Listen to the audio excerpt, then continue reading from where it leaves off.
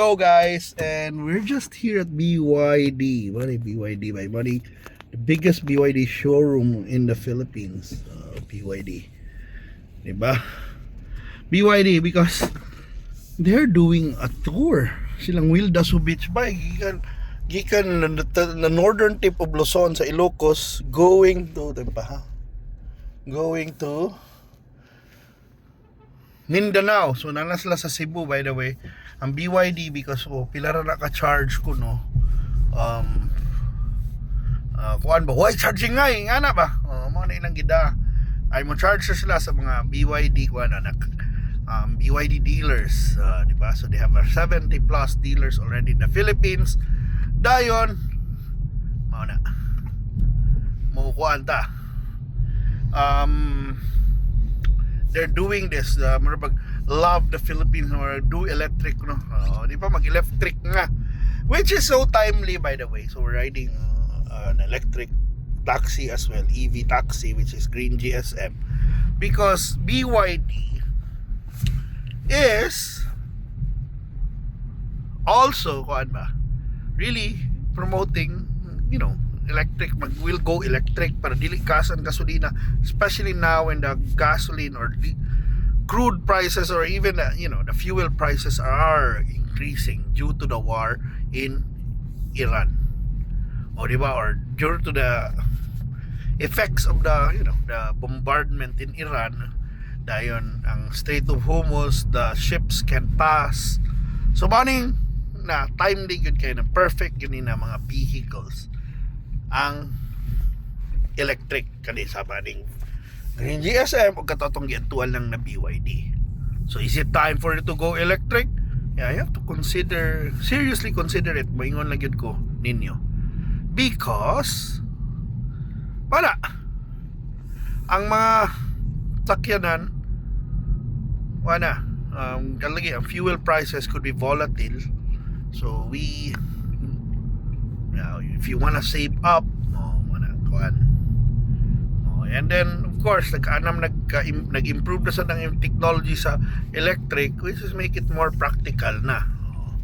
Diba, imagine mo mga change oil, diba, maintenance pero wala na lang mga change oil, lesser moving parts, so lesser ang gasto. Diba? I don't know lang kung battery replacement na lang po ng issue, but for now kanalagi nagkalisod na gasolina kanamang basig mo increase. Imagine they want to increase that diesel to 19 pesos ang increase. Di ba lalim na, di na lalim. Di ba? So now we're driving na sa kahinom ang sakyanan. Di ba? Wala. Why? Usog budagan. Yeah, dayon na pa siya 186 kilometers of range. So manay kuan ba? Plus daghan na ron ang even BYD, daghan nag-hybrid na vehicles that runs in gas and electric. So dual ba? So pwede nimo i-shift, di ba? Na maro kayong uban kung padung saka ko no, gamito nimo electric. Padung dulhog, gamito nimo gas, kay mo free wheel ra man na, yan mo charge na sa battery. Which is kuyaw kayo. Taro, masaba pang motor na nakpunon. One of the main issues karon mo ni kaning muffler, saba ng muffler. Di ba nga saba ba? Kalusot saba. Iabot lang idaghan mo gud ganahan mag-modify sad no. Amat paninduto nila, di ba, kay ganahan mag brum. Di mo na pwede nga doon naman sa merkado, bawal ang meaning ay na modify stock lang, which is a big issue right now.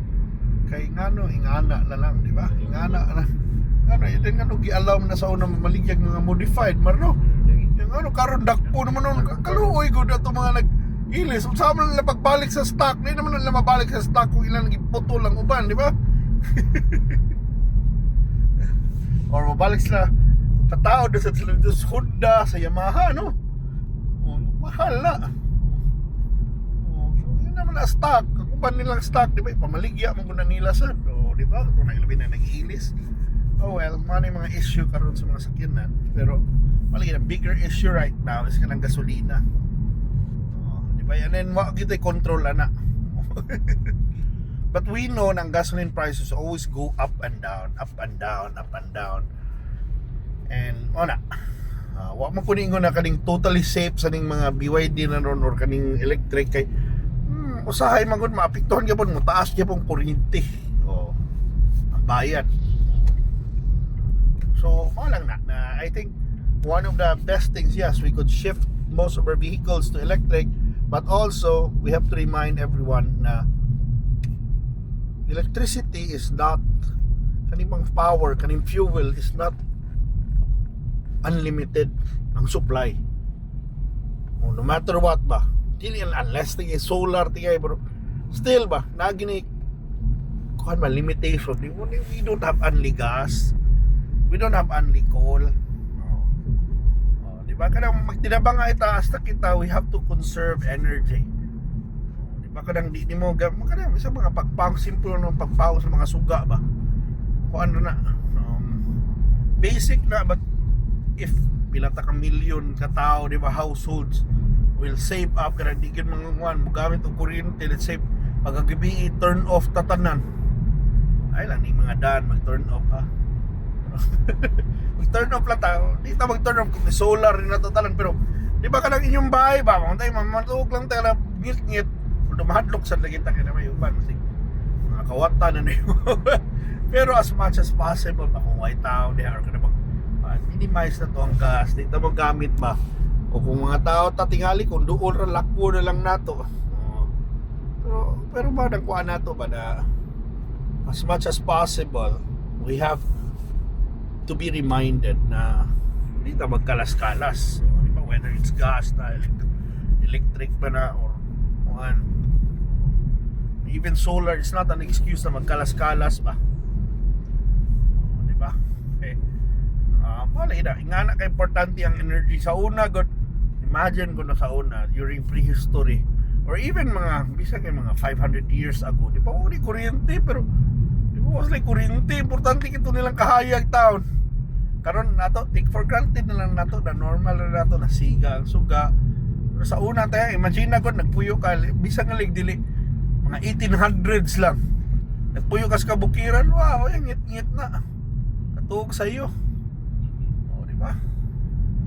O, kana bang nagpuyo ka sa wala na sa layo na lugar. O, di ba, bisag ka to ng mga panahon lang Magellan, di ba? Unsa man ay kayo, ay gadaob lang diha. O, ano ba? Pero karon kita, wala kayo, di na ta mabuhi way kuryente. Oy, kay kung way kuryente usahay na may lugar na may kuryente wa say tubig. Ang kuryente sa tuban, matay kita si Linmar, wala si cellphone, di na niya ka-contact niya mga uyab. Mamatay siya na, oy. Mamatay to yung uyab ug sig kahuwat. Sana, di ba? Di naman mo tubag. Ano yung battery? Pero mao na. So, para karon, yes, we need to conserve lang gihapon. Di ta magkalas-kalas lang. Mao na. Hopefully sa Cebu we'll have a public transportation that can carry many passengers para ma-discard sa mga tao. Sige, lag-auto tanan niya, usari sakay, di ba? Kasi sa motor, naghanap yung disgrasya taon sa motor. Luoy kayo. Kikuan ba? Di ba? Kaya unusual ba? Kana bang bang niya kung maluuyan ko sa news, di ba? Sige naman mga motor, eh. Nabangga sa nagparking na truck. Nabangga sa kuan. O nagtangga ang duha ka motor. Hopefully lang atong napuo na kuan ba, hindi na grabe yung mga disgrasya lagi.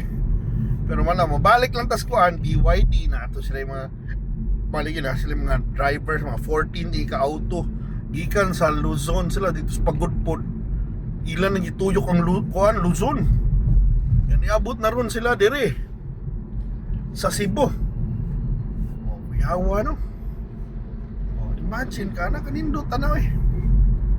Niabot sila dire. Why problema ako no? Why charge ay kanang mag-charge sila pero ato sila sa mga dealership ba. Meaning ba kaya yun sa imong BYD to cross islands. Mao na ilang mensahe dire. Tours las Pilipinas is basically marag love the Philippines na type na with DOT na tour, but also it's gonna show us na kaya lagi kuno kaya sa ilang sakyanan. So pila gani range nila mark kami mga 64%, 180 oh, so let's say 300 kilometers kapin oh. Kuyaw kayo eh. Oh, 300 di ang range oh. Imagine 300 kilometers. Na. Wala kayo nung huwan oh, mo na ba? Nakaya na ni sa mga autong yani. Oh, na usara ka charge dyan. Kuha na layo-layo gining maaptan mo kita yung mga driver ng taxi oh. Babae sila mga more or less 12 ka oras usara ka charge oh, imagine that oh. Yan ka nang pagpa-charge mga 2 ka oras so di ba 40 oh. Wala Ano yung 40 minutes na day ko no 40 minutes. pero 40 seconds ayun sorry na ako yun 40 Lupit minutes. ang cellphone ay 40 seconds na sam na slim man pero diya. Naman niya itong Byron noon so far 153 pesos. Smart meter Cebu.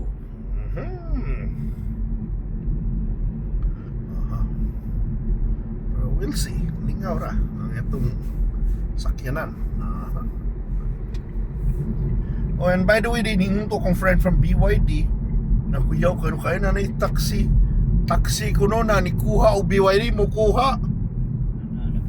Perfect kayo, di kuha na ko ng si Trasco BYD.